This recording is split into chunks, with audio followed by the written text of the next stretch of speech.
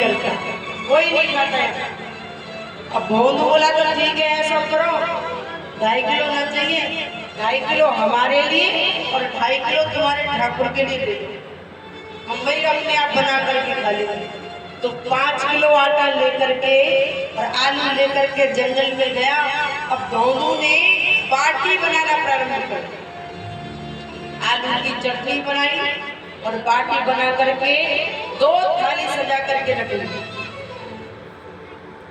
2 थाली सजा के बैठ गए। बोले मनी मन आंख बंद की और आंख बंद करके कह रहा है कि गुरुजी के ठाकुर जी आओ और भोग पाओ, गुरुजी के ठाकुर जी आओ और भोग पाओ। अच्छा, जैसे ही कहा कि गुरु के ठाकुर आओ, भगवान उसकी उस बात पे रिझ गए। वो चाहता तो ये भी कह सकता था भगवान जी आओ और भोग खाओ। तो प्रभु श्री राम माता सीता के साथ में वहां प्रकट हुए। किसके साथ? सीता मैया के साथ। अब भोंदू तो टुकुर टुकुर थाली को भी देखे और राम और सीता मैया को। भोंदू ने कहा एक बात बताओ, ये कौन है? आप ही गुरु जी के ठाकुर हैं? बोले हाँ। बोले फिर ये कौन है?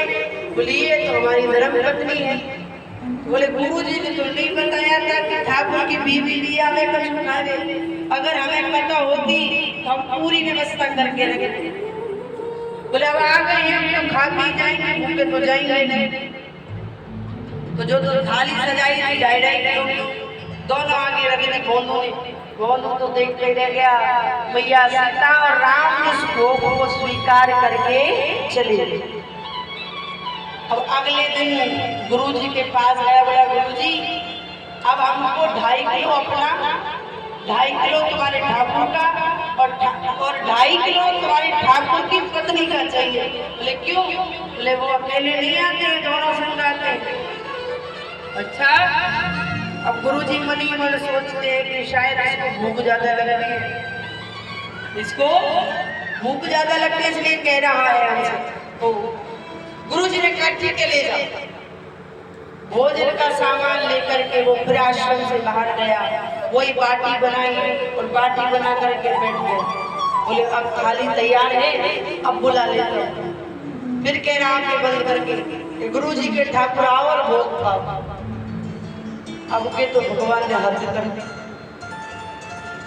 पहले तो सीता मैया को संग लाए थे, अब तो लक्ष्मण जी बढ़ गए। पहले 2 आए थे, अब 3 आ गए।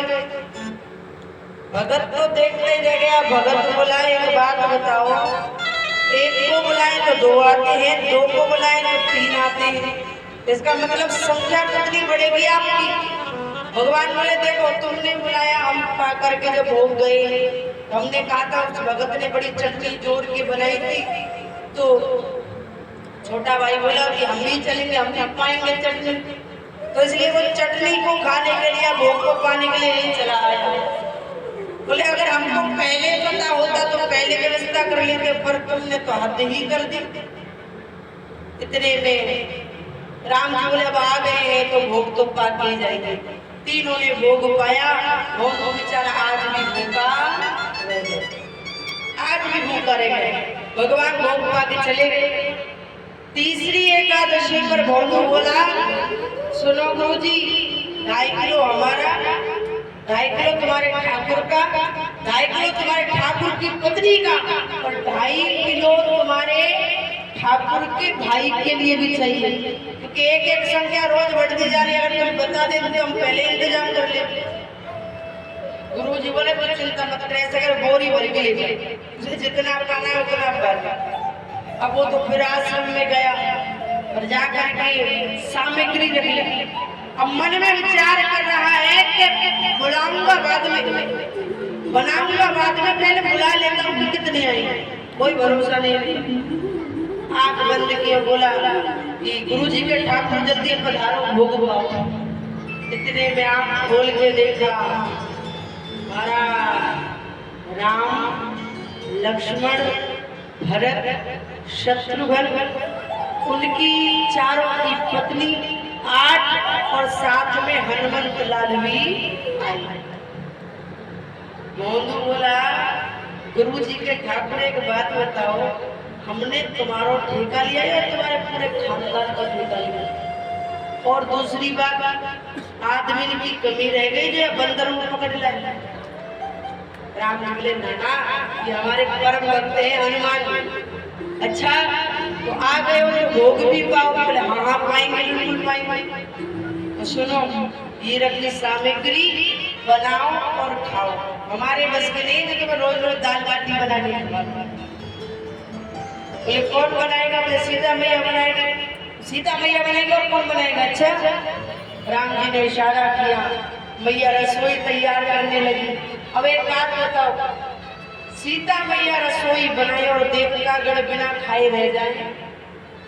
ऐसा तो हो नहीं सकता। मैया ने रसोई बनाना प्रारंभ किया। आकाश से देवतागण, ऋषि, गंधर्व सब उतर करके आने लगे। बोंद बोलो लो, मैंने तो पूरी सलाह बना ली, मुंह को मार गई। थोड़ा बहुत बच जाता हो तो अब ये ना बचने देंगे। ऐसा सरल स्वभाव गोदू का। गुरुजी आए, गुरुजी ने कहा क्या कर रहा है? गोदू कहता है मैं तुम्हारे ठाकुर से परेशान है गई। मैं तो सोच रहे हो कि 2 बार में ना मिलो तो तीसरी बार में तो बोरी भर के लाए हो, कछु तो मिल ही जाएगा पाए का। लेकिन यहाँ देखो, यहाँ तो लाइन लगी हुई है, ना खाने वालों की कमी है और ना बनाने वालों की। अब कहा करूं मैं? भूख मिलेगा ना मिलेगा, कुछ 3 दिन आते भूखो रह रहे। गुरु जी बोले बन रहा है ये तो दिख रहा है, पर बना कौन रहा है ये देखिए।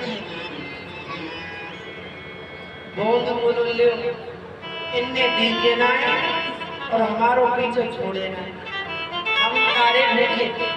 गोदू से गुरु जी कहते हैं तुझे पता है कि राम कौन है? बोले कौन है? बोले जो अयोध्या के राजा हैं वो प्रभु श्री राम है। ये वही भगवान ने जिन्होंने जगत की रचना की। गोदू को थोड़ा ज्ञान हुआ, चरणों में गिर गया राम जी के। बोला प्रभु एक बात बता, आप हमें दिख रहे हो लेकिन हमारे गुरु जी को क्यों नहीं दिख रहे?